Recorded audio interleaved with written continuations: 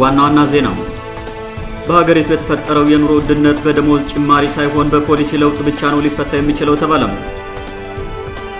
በሀገራዊ ምክክሩ የምሁራን ተሳትፎ በጣም ዝቅተኛ መሆኑን ኮሚሽኑ ገለጸም። ሰላም ጤና ይስጥልን ውድ አድማጭ ተመልካቾቻችን፣ በመከታተል ላይ የምትገኙት ጃኖ ቅማንት ሚዲያ ነው። አርዕስቶችን በማስቀደም የሰዓቱን ዜናዎቻችን ጀምረናል። ወደ ዝርዝሩ እናልፋለን። አብራችሁን ቆዩ።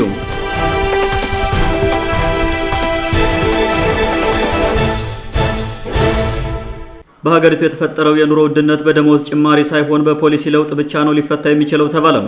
ሰሞኑን የጤና ባለሙያዎች እያነሱት ያለውን የደሞዝ ይጨመርልን ጥያቄ አስመልክቶ አስተያየት የሚሰጡ የምጣኔ ሀብት ባለሙያዎች ችግሩን የፈጠረው የሀገሪቱ ማክሮ ኢኮኖሚ በመሆኑ በደሞዝ ጭማሪ ብቻ ሊስተካከል አይችልም ብለዋል። ሐኪሞችና ሌሎች የተማሩ የሀገሪቱ ዜጎች እንደ ልሂቃን መጠየቅ ያለባቸው መንግስት ዘመኑን የሚመጥን አዋጭ የምጣኔ ሀብት ማሻሻያ በማድረግ የዜጎችን ሕይወት ለመታደግ እንዲሰራ እንጂ እንደ አንድ ተራ ዜጋ ደሞዝ ይጨመርልን በሚል መጠየቅ አይደለም ሲሉ ምሁራኑ ተናግረዋል።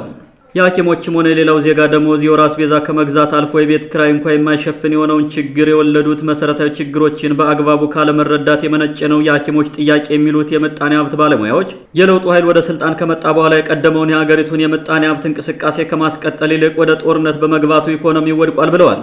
የህዝብ ቁጥሯ እያሻቀበ ያለባት ኢትዮጵያ ከለውጡ በኋላ የገጠማት የምጣኔ ሀብት መሽመድመድ፣ የኑሮ ውድነትና የዋጋ ግሽበት ጣራ በመንካታቸው የዜጎች ህይወት ምስቅልቅል ውስጥ ወድቋል ተብሏል።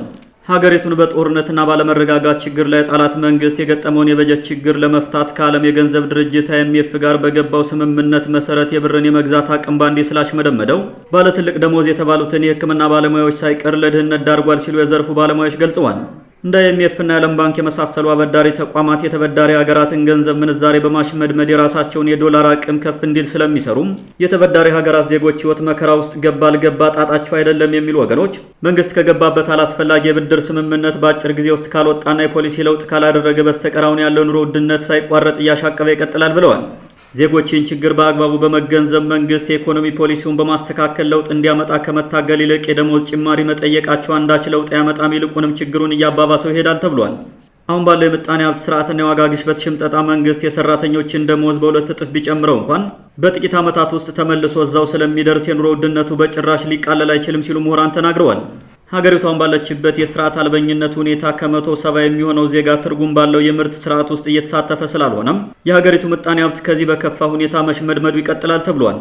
መንግስት ማክሮ ኢኮኖሚውን ወደ ላይ ፈቀቅ በማያደርጉ ብልጭልጭ የኮሪደር ልማቶች ጊዜውን ከማባከን ተቆጥቦም ትርጉም ያለው የፖሊሲ ለውጥ በማድረግና አጠቃላይ የሀገሪቱን ሰላም በመመለስ ዜጎቹን ከኑሮ መከራ እንዲታደግ ተጠይቋል።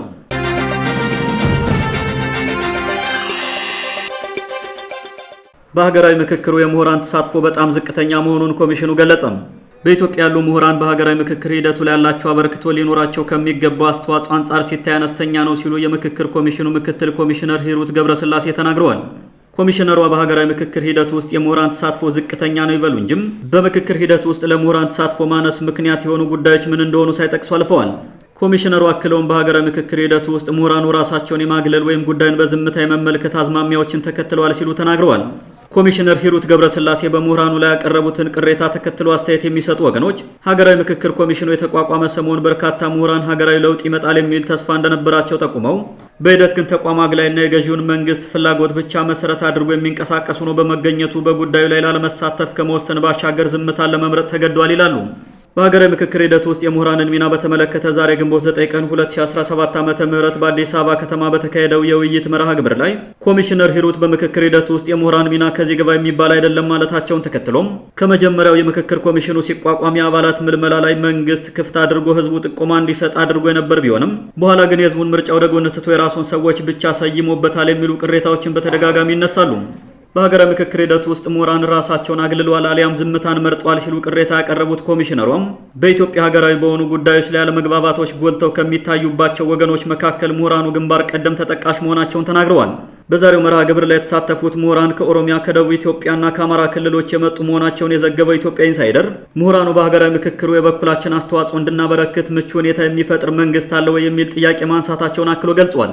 በብልጽግና መንግስት የተቋቋመው የምክክር ኮሚሽን በሀገራዊ ምክክሩ ላይ የምሁራን ተሳትፎ ዝቅተኛ መሆኑንና አብዛኛው ምሁራን ዝምታን መምረጣቸውን እንዲሁም ከምክክሩ ራሳቸውን ማግለላቸውን ቢናገርም በአንጻሩ ስለ ምክክር ኮሚሽኑ ክፍተትና አግላይነት ትችት የሚያቀርቡ ምሁራንን አፍ ለማዘጋት አያሌ ማህበራዊ ሚዲያ ሰራዊት አሰማርቶ በሀገር ክህደት ወንጀል እያስከሰሰ ለማሸማቀቅ ከፍተኛ ጥረት ሲያደርግ ይስተዋላል።